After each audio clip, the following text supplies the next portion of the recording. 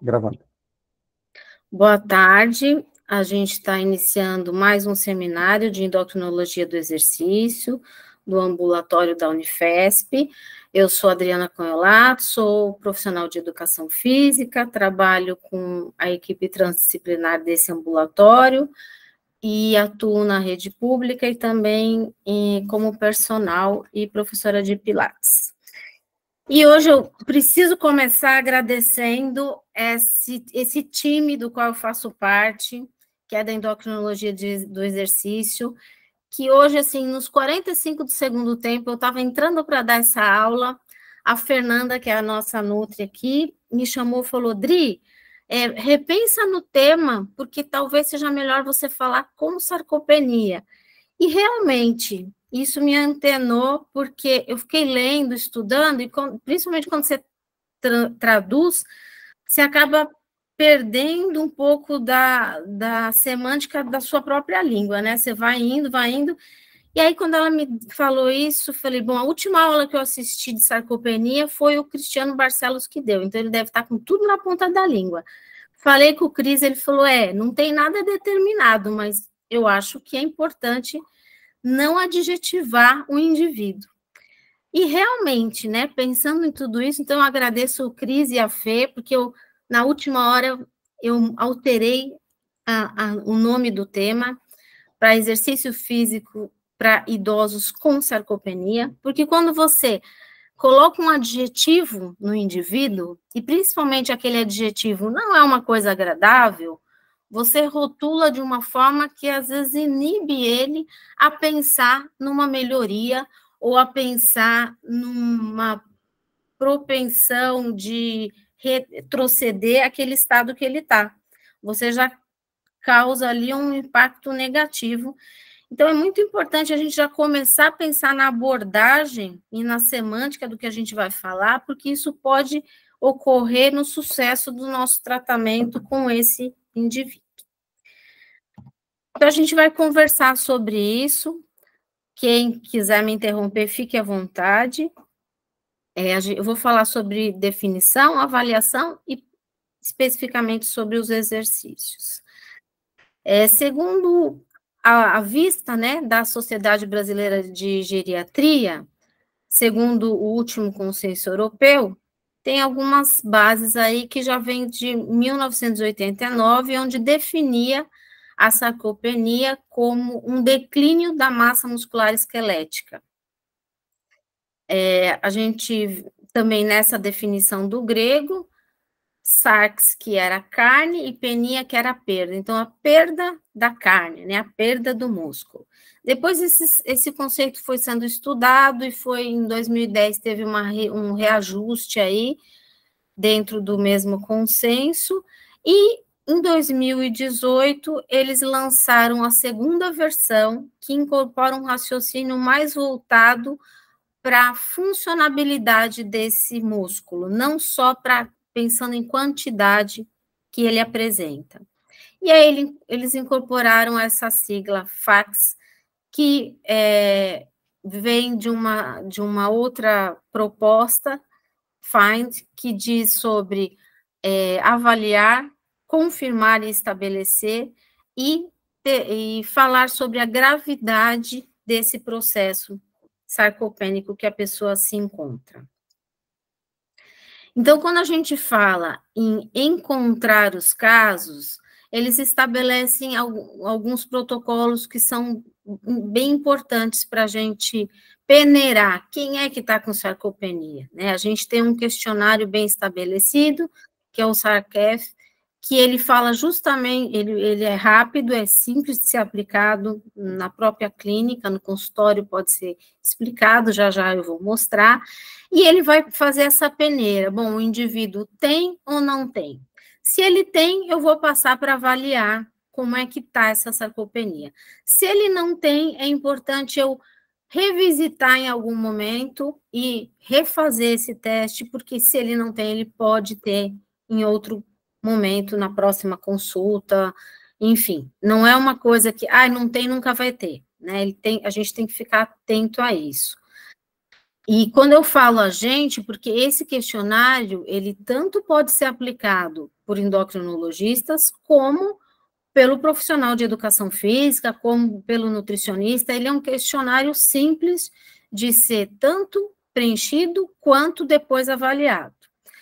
Aí a segunda parte, ela é mais específica, então ele tem sarcopenia, e nós vamos avaliar. Então a avaliação já é mais direcionada para os profissionais específicos, né, ou da endocrinologia ou da educação física.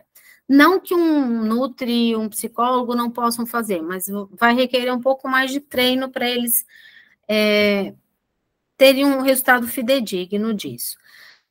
Mas nada impede que eles treinem. Então, a força muscular manual, né, que a gente tem através do hand grip, e o teste de levantar e sentar da cadeira, que são testes também muito rápidos e que são acessíveis para se fazer numa clínica, no consultório ou até na academia. Então, como é que é o nível dessa sarcopenia? Ele está nos parâmetros normais de força de apreensão e de tempo de levantar e sentar, ou ele está muito abaixo dos parâmetros. Então, se ele está abaixo, realmente ele já está iniciando no processo de sarcopenia, e aí a gente vai pedir testes mais específicos para avaliar a quantidade de perda que ele está tendo e a qualidade desse músculo que ainda está lá. E se ele não tem, é importante a gente sempre pensar em uma intervenção para manutenção dessa condição de qualidade e quantidade muscular. Se ele confirma pelos testes ou DEXA, ou bioimpedância, ou tomografia computadorizada e ressonância, se ele confirma essa baixa quantidade de qualidade muscular, a sarcopenia estabelecer a gravidade que ela se encontra para estabelecer o tipo de conduta que se vai tomar. Essa conduta é interessante que tenha uma equipe que trabalhe junto, né? No mínimo, o educador físico, o endocrinologista, o geriatra, quem deu o primeiro anúncio aí da sarcopenia, num segundo momento, ou se possível, junto já a nutricionista, e outros profissionais que podem ser importantes também para ele aceitar, talvez, essa condição, né? A gente sabe que a sarcopenia, ela vem muito mais intensa no processo de envelhecimento. E o envelhecimento é uma questão delicada no ser humano, né? A gente não quer envelhecer, principalmente quando a gente sabe que está perdendo. E a perda da quantidade e da função muscular é um sinal de envelhecimento, na maioria dos casos, quando não tem outra doença acometida, e isso causa um mal-estar. Então, às vezes, é aquele, não quero enxergar, não vou assumir para não ter que pensar que eu estou envelhecendo. E aí, talvez, entre um papel do psicólogo, se o Mauro estiver na sala, pode se manifestar aí o que ele acha disso. Bom, então, aqui tem todos os passos que eu já mencionei, né? A triagem, o diagnóstico de sarcopenia usando o consenso, é importante encontrar, avaliar, confirmar e estabelecer e definir a gravidade do caso. Para encontrar esses casos, o questionário é o mais usual. Para avaliar, a gente tem os testes, tanto de sentar e levantar, quanto o flexão de joelho não é muito usado, mas a gente pode também usar. Tem o teste de preensão e também tem o teste de levantar, caminhar e voltar, que daqui a pouco a gente vai discutir sobre ele. E para se confirmar o grau dessa sarcopenia, a gente pede os exames de composição corporal. DEXA, a bioimpedância, a tomografia e a ressonância.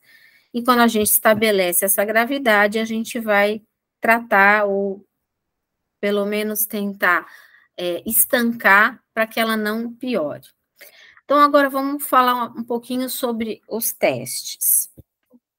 Esse é o questionário, né? Como vocês podem ver, ele é bem simples para ser aplicado tanto em consultório ou no trato do personal ou na academia. Então, essas perguntas em relação à força, qual a dificuldade de você levantar 4 quilos, aí tem a pontuação ali que vai fechar o score. Assistência ao caminhar, qual a dificuldade em caminhar através de um quarto, levantar da cadeira, qual a dificuldade em sair da cama ou da cadeira, subir escada, 10 degraus, e quantas vezes você caiu no último ano. Então, esse é um questionário que vai pontuar e vai minimamente já dar um score para a gente entender se aquela pessoa já está no caminho da sarcopenia ou não. E se ela não está, mais uma vez, a gente não pode deixar isso para trás, a gente tem que sempre tentar reavaliar. Então, o teste de preensão é esse primeiro, né, o hand grip, preensão manual. O consenso preconiza que para homens abaixo de 27 é considerado ruim, e para as mulheres abaixo de 16. Abaixo nós temos o teste de sentar e levantar. Ele pode ser aplicado de outras maneiras, mas dentro do consenso está preconizado sentar e levantar 5 vezes, que você pode aplicar até 3 vezes no mesmo dia, com intervalo mínimo de 30 minutos para a pessoa se recompor, até para você ver se aquele número é fiel mesmo.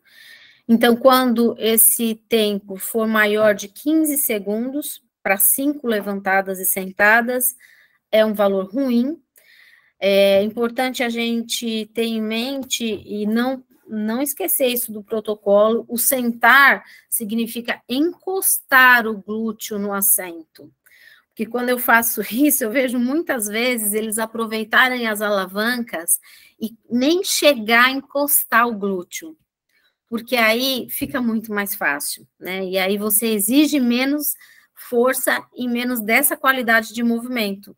E justamente o que a gente está querendo avaliar aí com esse teste é a qualidade do movimento, é o sentar por completo e levantar por completo. E quando já está no início da sarcopenia, a maioria dos avaliados fazem isso, eles nem sentam, eles só dão uma baixadinha e já levantam. Então, a gente tem que estar atento a sentar e apoiar o glúteo realmente no assento. No protocolo também, eles preconizam que a cadeira tenha 43 centímetros. Isso nem sempre é possível, mas se a gente for fazer uma pesquisa, um banco de dados, a gente tem que seguir isso para ter os dados fiéis para a gente conseguir reavaliar, né? O teste TUG, que a gente chama, também é um teste que vai avaliar essa condição, mas não só da qualidade de força, mas também aí já avalia equilíbrio, mobilidade. Então, quando ele faz esse percurso de levantar da cadeira, andar 3 metros, dar a volta em volta de um objeto e voltar a sentar na cadeira, é o percurso do teste. Quando ele faz em menos de 10 segundos, é um valor muito bom, é um valor normal. Quando ele faz entre 11 e 20 segundos, a mobilidade está boa, ainda não está no processo de sarcopenia. Quando ele está de 21 a 30 segundos, ele já está num processo de sarcopenia. E quando ele está acima de 30 segundos, já está muito prejudicada essa condição muscular.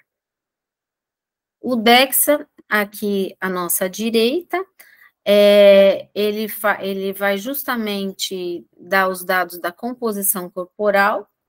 Então, quando a gente tem redução da massa muscular, a gente tem a massa muscular esquelética apendicular menor que 20 quilos para homens e menor que 15 quilos para as mulheres. E,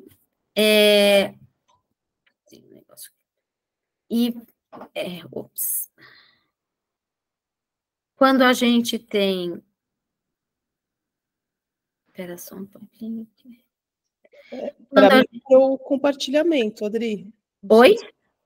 Para mim, não está aparecendo a tela. Não sei se mais para alguém parou também. Parou de compartilhar. Eita. Espera aí, vamos voltar.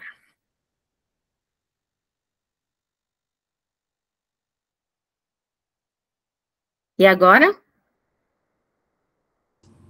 Voltou. Voltou. Tá a tela cheia? Sim. Ah, obrigada. Então, eu estava na massa muscular esquelética apendicular, né, o índice dela. Então, quando o índice é menor que 7 quilogramas por metro quadrado para homens e menor que 6 quilogramas para mulheres.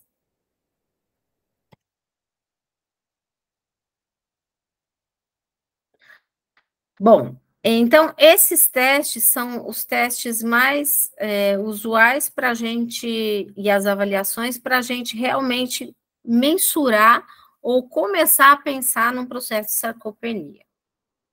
Agora, a gente vai discutir um pouquinho sobre os exercícios. Os exercícios ainda têm uma fragilidade em alguns estudos, mas já tem algumas coisas estabelecidas. Então, esse é um estudo que foi feito na USP, e ele já nos diz que a atividade aeróbia, ela já tem um ganho logo nas primeiras sessões. Então, ela já tem um ganho de massa muscular, minimamente, um ganho no mecanismo todo de adaptação na primeira sessão. E por que que ela diz isso? Foi um estudo feito em camundongos, né? E por que que ela diz isso? Porque a atividade aeróbia, principalmente, ela ativa o sistema simpático, liberando alguns hormônios, dentre eles a noradrenalina e a adrenalina, e esses hormônios, eles já vão acionar as mitocôndrias, e principalmente por conta da ligação desses hormônios com seus receptores celulares, já começa a haver algum benefício nas primeiras sessões, ou até em uma única sessão de exercício aeróbio. Então, ele fala em termos comparando como é que é um exercício quando ele é feito espaçado ou quando ele é feito mais regularmente. O ideal, a gente sabe por todos os guidelines, que a gente tenha uma frequência, que a gente tenha uma regularidade, que a gente possa fazer ele, no mínimo, 3 vezes por semana. Mas esse estudo, ele fala que mesmo aqueles que fazem esporádico ou os exercícios, em relação aos exercícios aeróbios, né, ou que não tem a condição de fazer o que os guidelines preconizam, tem um ganho justamente por essa condição das mitocôndrias. Então, aqui ele mostra que em uma única sessão já é acionada a atividade nervosa, né, e aí nervosa simpática, e aí desencadeia todo esse processo na mitocôndria, e que ela já torna isso benéfica para todo esse processo de melhoria na condição física. Então, mesmo na primeira sessão, ele tem essa melhoria, e o que acontece, então, ele chama de resposta aguda, essa melhoria momentânea da primeira sessão, da ação das mitocôndrias. E ele chama no artigo de resposta crônica, quando o processo é a longo prazo. Então, quando você adere mesmo a um programa de exercício aeróbio. Aí, o que acontece? Essas mitocôndrias vão ficando mais alongadas e passam a ser funcionais por mais tempo.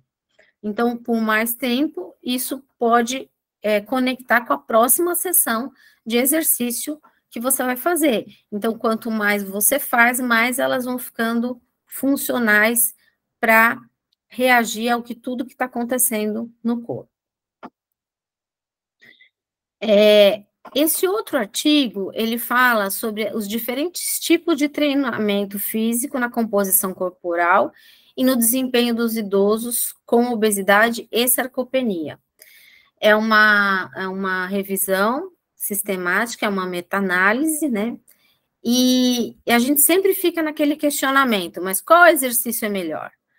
É dançar, é andar de bicicleta? Aí o estudo da USP acabou de falar que o exercício aeróbio já tem um benefício.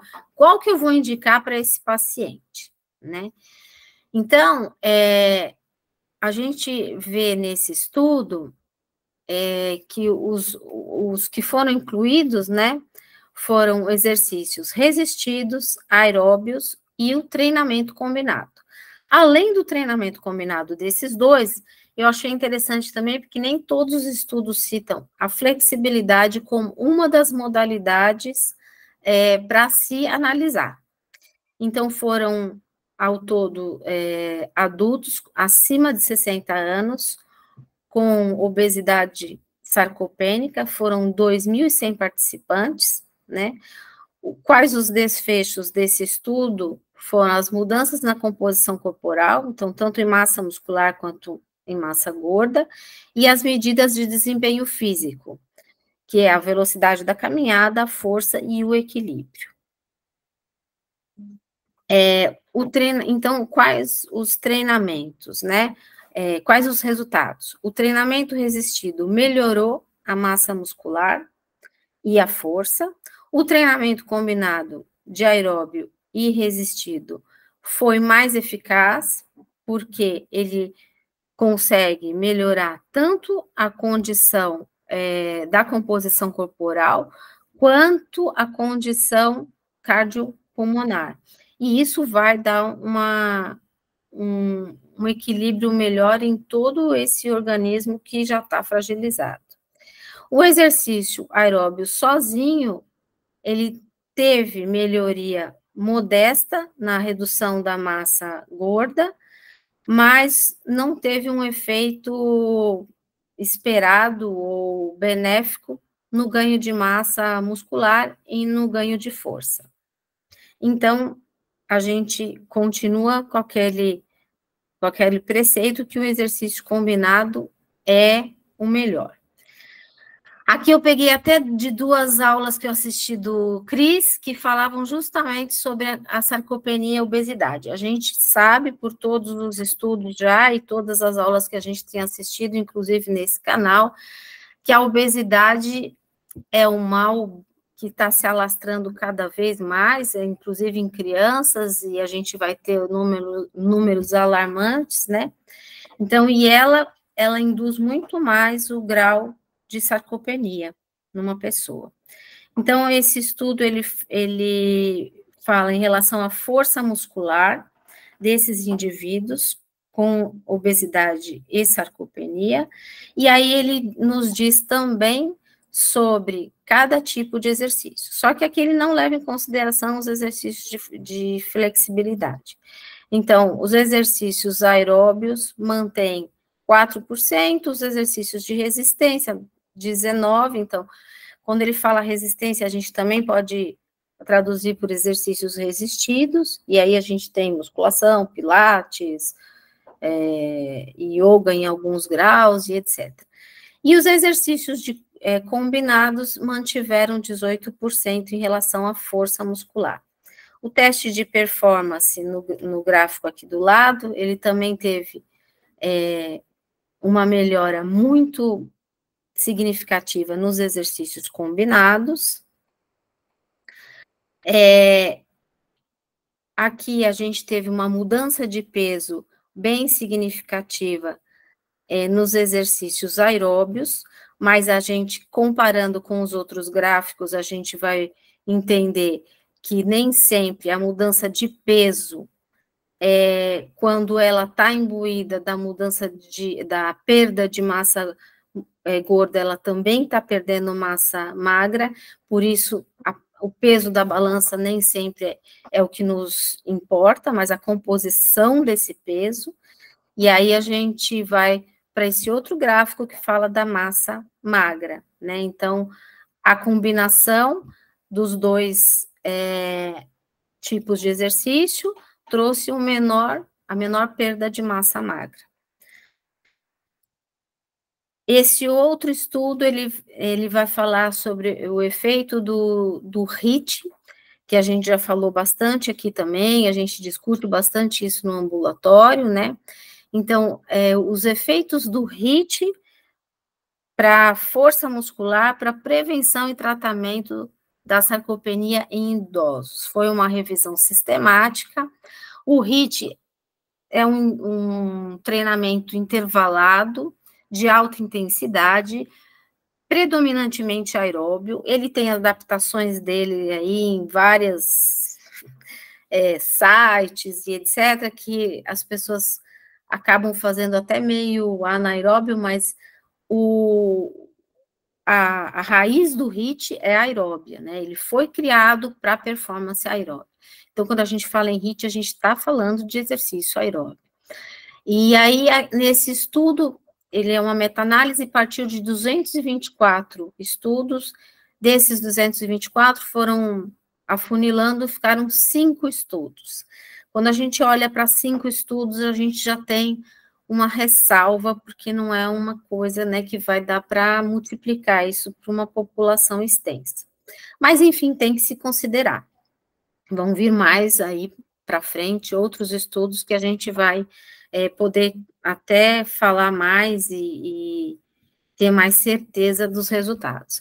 Esse estudo teve uma amostra com pessoas de 60 a 75 anos, e aí quando você fala em HIIT para pessoas de 60 a 75 anos, talvez seja esse o motivo que foi reduzido para 5 estudos, e a gente vai entender um pouquinho isso quando ele falar do critério de exclusão aí. Então, a amostra variou de 12 a 41 participantes por estudo, né, predominantemente do sexo masculino. O peso corporal desses sujeitos era de 77 quilos aproximadamente, com 1,72 m de altura e o índice de massa corpórea em média 26,5. A condição física inicial deles eram ativos, com frequência de atividade física de 2,6 horas por semana. A duração média das sessões de treino oscilava entre 30 a 50 minutos. Isso é muito importante a gente ter quando a gente está avaliando o tipo de exercício e o que ele traz de benefício, né? Quantas sessões, qual o tempo da sessão, qual a carga da sessão. E esse estudo eu vi que ele cuidou bem disso, por isso que apesar de 5 estudos, eu acho que é importante a gente se debruçar sobre ele. Ele cuidou dessa parte metodológica que é relacionada à periodização do exercício físico, né? A frequência dos estudos, dos exercícios nos estudos é de 2 a 3 dias por semana, num total de 24 a 36 semanas durante o período de intervenção. Os exercícios abrangem uma variedade que vai desde força, no leg press, flexão de joelho, até atividades aeróbicas como corrida, caminhada e ciclismo. A intensidade dos exercícios foi ajustada a uma porcentagem de 1 RM, com a frequência cardíaca máxima. Foram feitos alguns testes funcionais e os testes de composição corporal. Aqui a gente vai entender porque ficou só 5 estudos, né? Então, nessa tabela, ele nos mostra que o critério de inclusão foi bem mesmo restrito, se tratando de uma população idosa, né? Então, olha lá, população sem lesão ou doença, com visão normal e sem histórico de comprometimento neuropsicológico e outras condições especiais. Pensando na minha clientela, nenhum deles poderia fazer parte de nenhum desses estudos, porque sem lesão, a partir dos 60 anos, já complica.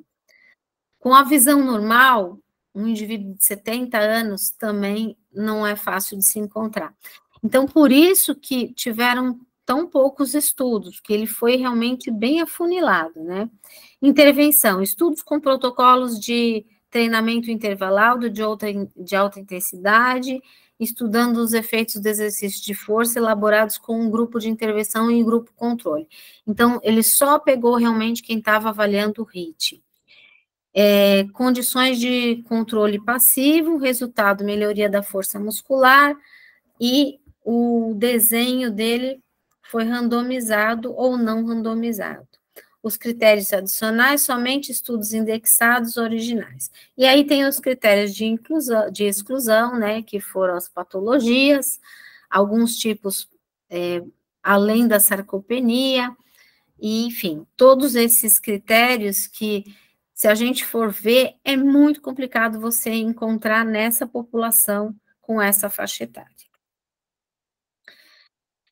Então, esse estudo, ele nos dá como resultado as melhorias que foram observadas, então, a capacidade funcional, com um aumento de 15,9%, no teste de sentar e levantar, teve essa melhoria foi comprovada através desse teste, às 16 semanas, o teste de sentar, levantar e caminhar, o subir escadas, em relação à capacidade cardiorrespiratória, também foi verificado um aumento da potência máxima, de 11,2% às 16 semanas, também foi verificado uma melhoria ou economia do VO2 máximo de 16,5%. Então, as melhorias significativas na composição corporal também incluíram a massa magra e a redução da gordura corporal. Além disso, uma capacidade neuromuscular, que para fazer o HIIT já precisa, né? O que dirá para ter uma melhora nesses aspectos aí. Então, mas ela foi comprovada, e o aumento da ativação muscular e na força isométrica do quadríceps. Os resultados também ressaltaram que diversas modalidades de treinamento alcançam melhorias significativas e podem proporcionar benefícios a esses idosos com sarcopenia, em termos de capacidade funcional e cardiorrespiratória, mas em se tratando de aspectos cardiorrespiratórios, o HIIT, ele acaba sendo o carro-chefe mesmo. Então, a viabilidade e a eficácia desse protocolo baseado no HIIT em populações idosas, como é que fica? Tem um impacto positivo, porque teve uma melhoria na composição corporal, na qualidade muscular, na capacidade cardiorrespiratória, na capacidade neuromuscular e na capacidade de desempenho das funções do dia a dia, das atividades de vida diária, que são mensuradas por esses testes, de sentar e levantar, de sentar, caminhar e voltar e sentar. O HIIT pode melhorar a força muscular e combater a sarcopenia de idosos, que é o mote desse estudo, porém, ele traz essas limitações que a gente tem que considerar. Então, não dá, é um estudo que a gente tem que se debruçar, tem que comparar com outros, mas não dá para colocar ele como multiplicador para grande escala dos nossos pacientes, infelizmente, né? Porque foi um número limitado de estudos, e principalmente para você fazer o HIIT, que é o que ele coloca aí na última linha, você tem que ter a garantia da segurança, porque ele é um exercício em movimento e alta intensidade. E a última coisa que eu quero é colocar um idoso em risco de queda, em risco numa esteira, numa bicicleta, para sofrer uma lesão ou para sofrer uma queda e até incorrer num risco de fratura. Então, é um estudo para a gente pensar, é um estudo para a gente discutir bastante. Bom, indo para a reta final, quando a gente fala de exercício, as pessoas sempre ficam esperando uma receita de bolo, né? Aí, o que ela vai falar? Qual o exercício? Então, o que é melhor eu fazer? Qual modalidade que eu vou fazer a matrícula amanhã? E a gente não tem isso. Exercício, ele tem muitas peculiaridades, e principalmente quem está do outro lado, né? Quem vai procurar e quem vai orientar esse exercício, que tem que ter essa balança aí. Mas a gente pode recomendar algumas coisas que valem a gente ressaltar aqui, baseado no consenso europeu para indivíduos com sarcopenia. Então, a gente tem que ter 3 resultados primários em qualquer tipo de exercício: melhorar a massa muscular, melhorar a força muscular e o desempenho físico. Para que eu vou querer isso? Como é que na prática eu vou ver esse resultado? O indivíduo idoso com sarcopenia, ele tem que conseguir fazer as atividades de vida diária dele com autonomia. E se ele, processo de sarcopenia, ou se ele chega no consultório, se ele chega na aula, ou se ele chega para um programa de exercício com essa debilidade, eu tenho que melhorar essas capacidades que estão listadas aí, mas principalmente para dar condição para que ele tenha uma vida digna, autônoma. Que ele carregue a sacolinha dele, que ele faça a compra, que ele vá a pé na feira, que ele suba em ônibus, que ele consiga sentar e levantar para brincar com o neto, que ele consiga passear com o cachorro, essas coisas que vão dar a luz aí para a vida dele, né? Normalmente ele não é um atleta, mas se for, a gente também tem que voltar o olhar para esse outro objetivo. Ele é um atleta e como é que ele vai voltar, ou como é que ele vai manter essa vida dele. Outra consideração é a consciência da sarcopenia em idosos e qual é esse objetivo final. Então, eu tenho que, como médico ou como qualquer profissional da saúde, se eu não for um médico, no meu caso, eu não tenho toda a visão global de um diagnóstico para um indivíduo com sarcopenia. Então, é muito importante eu ter essa troca com o endocrinologista ou com o geriatra que possa me dar esse feedback. Quando eu tenho essa condição de avaliar com toda a precisão, então a gente tem que identificar estratégias para que ele tenha uma dieta adequada, e essa dieta quem vai sinalizar é a nutricionista. Ele tem que mudar estilo de vida, e aí tem que ser a equipe toda trabalhando. Se não tem uma equipe, é você que está ali na linha de frente. É o médico, é o educador físico, é o psicólogo, é o nutri, quem está na linha de frente com esse paciente. Mudar estilo de vida significa se mexer mais, sair do sofá, dançar, subir escada, se mexer, andar no quarteirão, mudar estilo de vida é ficar menos tempo parado, além de aderir a um programa de exercício físico. São coisas diferentes. Você pode se mexer, que vai ter benefício, mas ele tem que aderir a um programa de exercício físico para ele ter um minimizar desse processo de sarcopenia, né? Só fazendo atividade física, ele não vai ter essa minimização. Tratamentos que podem prevenir ou retardar o início da sarcopenia. Então, se ele já tem, eu tenho que procurar estancar aquele processo para que ele não venha piorar. E se ele não tem, que bom. Então, vamos fazer todas essas recomendações para que ele venha a ter cada vez mais tarde, ou que ele não venha a ter um processo de sarcopenia, né? E, finalmente, a receita de bolo. Então, o consenso europeu, e na prática a gente também vê essas diretrizes, né? Instituir um treinamento progressivo de exercício resistido, além do exercício aeróbio, lógico, não estamos descartando aqui, pelo menos de 2 a 3 vezes por semana, assegurar que ele tenha ingesta de proteína e suplementação de aminoácidos, e aí eu deixo esse campo bem específico para os nutris, não vamos atropelar aqui as coisas, mas é importante a gente ter um parâmetro do quanto isso é fortalecedor, quanto isso é pilar para o sucesso, por exemplo, do educador, de um programa de exercício físico para um educador físico. Não adianta eu estar lá me matando numa periodização se o indivíduo idoso com sarcopenia não come proteína.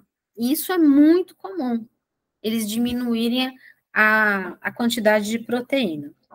Então, eu tenho que ter um norte do que é isso. Não que eu vá prescrever, mas eu tenho que saber que isso é muito importante para o resultado do meu trabalho como profissional que está querendo melhorar o corpo dele. E inserir outros tipos de exercício que desenvolvam equilíbrio, coordenação, capacidade cardiopulmonar e até a sociabilização, que isso também vai levar ele a aderir melhor a programas de exercício, porque a adesão, às vezes, é um problema, né? Ele já começa perguntando, até quando eu vou precisar fazer exercício? Sempre, se você quiser continuar vivendo com autonomia, com saúde, com qualidade, sempre.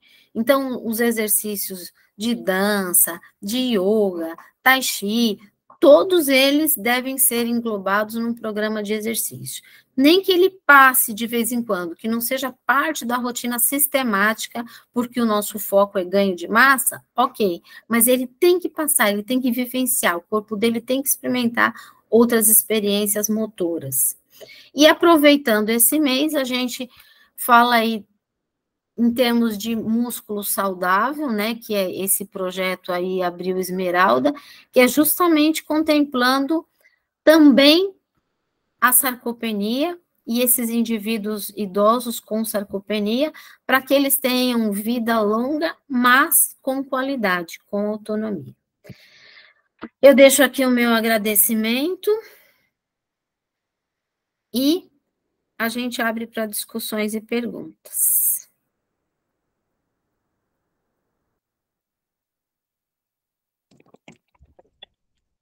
Oi, Adri, parabéns. Foi uma apresentação super completa e eu vejo quanto você se empolga para estar resolvendo. Eu acho muito interessante você ter colocado no final a necessidade de exercícios de coordenação, né?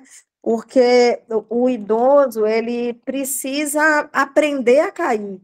Eu acho que muitas vezes é um tipo de exercício que é relegado, e, na verdade, é extremamente importante. Eu queria ressaltar uma questão que, assim, a medida da panturrilha, eu acho que é outra coisa importante. Você quer falar? Pode falar. Eu Pode esqueci, falar, na né? verdade. Estava Teve um grupo de Pelotas, um grupo aqui do Brasil, que questionou a sensibilidade do SARC-F. E aí ampliou a avaliação do paciente com a medida de panturrilha, né? Uhum. Então, ficou o SARC-FCC, que é a circunferência da panturrilha. Então, isso é bem importante, porque é um parâmetro que, por exemplo, para nós médicos, se a gente não fizer nenhuma das outras avaliações, pelo menos fazer isso, né? E essa medida tem que ser feita com o indivíduo de pé, com uns 20 centímetros de distância entre as pernas, com a perna relaxada, e o normal é uma circunferência acima de 33 nas mulheres e acima de 34 nos homens.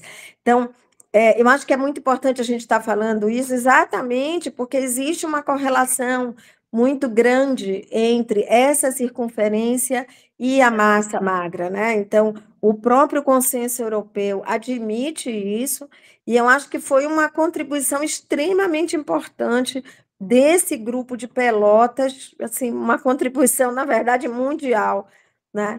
E que eu acho que a gente tem que ressaltar. Então, mais uma Inclusive, vez, super parabéns.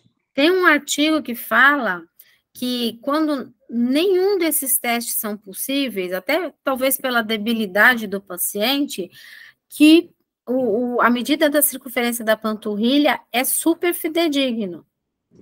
Então, é uma medida que a gente tem mesmo que incorporar e ela é simples de se fazer, né? Então, Andréa, só ressaltando também, né, para ilustrar essa história, não sei se todos sabem aí, mas esse grupo lá do Sul, eles viram essa questão da panturrilha, eles entraram em contato com o pesquisador principal do SARC-F, né, E o cara foi super bacana, falou, não, vale a pena colocar, tanto que ele entra, parece, na publicação nacional, ele entra também, né? Então, foi uma coisa amigável, assim, é construir ciência, né? Isso que é legal. Exato, exato. Porque foi uma senhora contribuição do Brasil, né? Importante. Fê, você quer falar alguma coisinha? Oi, Dri. Boa tarde a todos. Parabéns pela sua apresentação. Eu estava brigando aqui com a câmera. Não, é só fazer assim, aquele lembrete de que tem outros aspectos além da proteína, quando a gente fala no processo, né, de evitar a sarcopenia. Então, assim, é muito importante falar da distribuição, né, do fracionamento das refeições, especialmente, não digo a pessoa idosa, mas assim, em épocas de jejum intermitente, né? Esses dias chegou para mim no consultório uma pessoa que a ideia era fazer um jejum de 15 dias, né? Só fazendo uma refeição no dia. E acredito que nem vai haver um retorno dessa pessoa, mas de acordo com a minha fala, da minha colocação, mas enfim, colocar a respeito também dos micronutrientes que são importantes para esse processo da hipertrofia, né, falar de zinco, de magnésio, e lembrar e insistir com esse idoso que quando a gente, no momento de vida que a gente menos vai consumir o alimento proteico é quando a gente mais precisa dele, né? Uma refeição com 20 gramas de proteína para um cara de 18 talvez esteja ok, mas para uma pessoa de 60, 70 anos, não vai ser o adequado. E quando você diz que, né, que é importante isso, claro, cada profissional está falando, né, da sua área, mas eu sempre gosto de lembrar que o educador físico geralmente é o profissional que mais vai ter contato com o paciente, né? Vai ver ele semanalmente, se for personal, provavelmente 2 vezes na semana. Então, as dúvidas vão chegar no profissional de educação física e as orientações mais básicas também, né? Eu acho que é muito importante uma boa formação e boa informação do profissional para ele ser essa ponte, né, de informações. Inclusive, a gente fica sabendo quando eles não fazem também, né? Porque, às vezes, para Nutri e para o endocrinologista, né, Andréia? Eles falam que fazem tudo certinho. Só que como a gente vê eles mais vezes por semana, você acaba percebendo, perguntando, o que você comeu ontem? E o que você fez? E aí você percebe que está em deficiência. E ontem mesmo na live, eu toquei nessa história da proteína, porque a gente comentou que os idosos, eles têm por hábito não jantarem. Eles comerem uma bolachinha, comerem uma coisa assim mais rápida, às vezes, que não vai ter esse aporte todo de proteína e de outros substratos que eles precisam.